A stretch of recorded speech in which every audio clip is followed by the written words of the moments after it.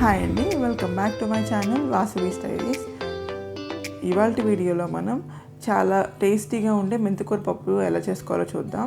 దానికోసం ఫస్ట్ నేను ఇక్కడ ఒక కప్పు పప్పు తీసుకుని, అంటే కందిపప్పు తీసుకుని దాన్ని 2 times వాష్ చేసుకుని ఒక హాఫ్ అన్ అవర్ ఇలా నానబెట్టుకున్నాను.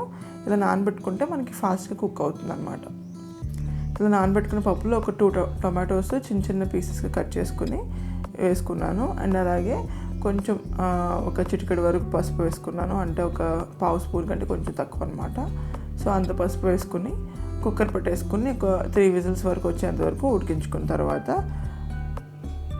దీనికి ఎక్కువ సేపు ఉడకక్కర్లేదండి, మరీ ఎక్కువ ముద్దగా ఏం అవ్వక్కర్లేదు, కొంచెం లైట్గా బద్దగా ఉంటేనే బాగుంటుంది. సో చూసారు కదా, నీట్గా కుక్ అయిపోయింది. దీన్ని పప్పు గుత్తితో అనకండి, ఊరికే ఒక గరిటతో ఇలా అనండి, ఎందుకంటే ఆల్రెడీ మనం నానబెట్టాం కాబట్టి ఈజీగానే కుక్ అయిపోతుంది. మనకి ఇలా పప్పుగా ఉంటే బాగుంటుంది అనమాట. సో ఇలా మొత్తం ఇట్లా ఒకసారి కలిపేసుకోండి. తర్వాత మనం నెక్స్ట్ ప్రాసెస్లోకి వెళ్ళిపోతాం. అదేంటంటే ఫస్ట్ ఒక బాండీ పెట్టుకుని మనం పప్పు వేసుకుని మిగిలిన ఇంగ్రీడియంట్స్ అంటే మెంతి కూర అండ్ అలాగే ఉల్లిపాయలు అవి కూడా యాడ్ చేసుకుందాం. ఒక 2 spoons వరకు ఆయిల్ యాడ్ చేసుకుని, ఆయిల్ కొంచెం వేడెక్కిన తర్వాత మనం ఇందులో పోపు దినుసులు యాడ్ చేసుకుందాం 1 by 1. అందులో ఫస్ట్గా ఒక పావు స్పూన్ వరకు ఆవాలు అండ్ అలాగే ఒక పావు స్పూన్ వరకు జీలకర్ర కూడా యాడ్ చేసేసుకోండి. ఇవి కొంచెం వేగిన తర్వాత మనం ముందుగా కొంచెం వెల్లుల్లి కూడా ఒక హ్యాండ్ఫుల్ వరకు వెల్లుల్లి యాడ్ చేసుకోండి. వెల్లుల్లి ఇందులో ఎంత ఎక్కువ యాడ్ చేసుకుంటే మనకి అంత బాగుంటుంది అనమాట. పప్పులో వెల్లుల్లి కొంతమందికి నచ్చుతుంది, అంటే నచ్చిన వాళ్ళు ఎక్కువ యాడ్ చేసుకోండి, నచ్చిన వాళ్ళు స్కిప్ చేసేయండి. అండ్ అలాగే ఒక ఎండుమిర్చి కూడా తుంచి వేసేసుకున్నాను. ఇవి కొంచెం పోపు కొంచెం జాగ్రత్తగా వేయించుకోండి, లేదా తొందరగా మాడిపోయే ఛాన్సెస్ ఉంటాయి. అలాగే కొంచెం పప్పు అంటే మనం కొంచెం ఇంగు వేస్తాం కదా, ఇంగువ టేస్ట్ కూడా బాగుంటుంది.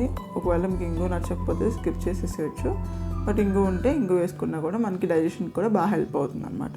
సో ఇవన్నీ వేసేసిన తర్వాత మనం ఇప్పుడు ముందుగా కట్ చేసి పెట్టుకున్న ఒక మీడియం సైజ్ ఆనియన్ తీసుకుని దాన్ని చిన్న చిన్న పీసెస్గా కట్ చేసి పెట్టుకోండి. దాన్ని ఇప్పుడు యాడ్ చేసేసుకోండి. ఇది లైట్గా కొంచెం మరీ ఎక్కువ ఫ్రై అవ్వక్కర్లేదండి, కొంచెం పింకిష్గా తయారైపోయి మనకి ఇలా నీట్గా ఇలా ఫ్రై అయితే చాలు. ఇప్పుడు మనం నెక్స్ట్ ముందుగా కట్ చేసి పెట్టుకున్న వాటర్తో క్లీన్ చేసుకుని పెట్టుకున్న మెంతికూరని కూడా యాడ్ చేసేసుకుందాం.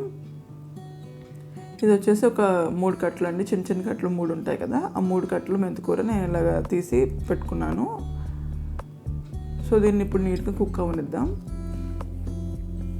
ఇది ఇలా దగ్గరికి అయ్యాక మూత పెట్టుకుని ఇలా మొత్తం ఉడికేంత వరకు ఉడికించుకోవాలి. సో ఇప్పుడు మన మెంతికూర అయితే ఉడికిపోయింది. దీనిలో కొంచెం సాల్ట్ యాడ్ చేసుకుని సాల్ట్ కూడా మొత్తం మిక్స్ అయ్యేలా తిప్పుకోండి.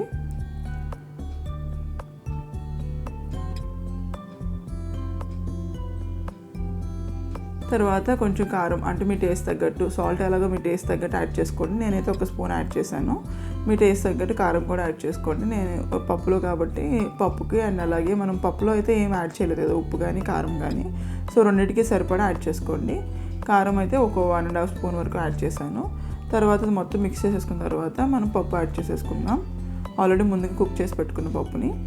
ఇప్పుడు దీన్ని మొత్తం అంటే మన ముందుగా వేసుకున్న పోపు అంటే మెంతికూర అండ్ అలాగే ఉల్లిపాయలు ఇవన్నీ వేసుకున్నాం కదా, అవంతా కలిసిపోయేలా తిప్పేసుకుని కొంచెం వాటర్ మీ కన్సిస్టెన్సీ తగ్గట్టు, అంటే ఇప్పుడు అది గట్టిగా ఉంది కదా, కొంచెం వాటర్ కూడా యాడ్ చేసేసుకోండి.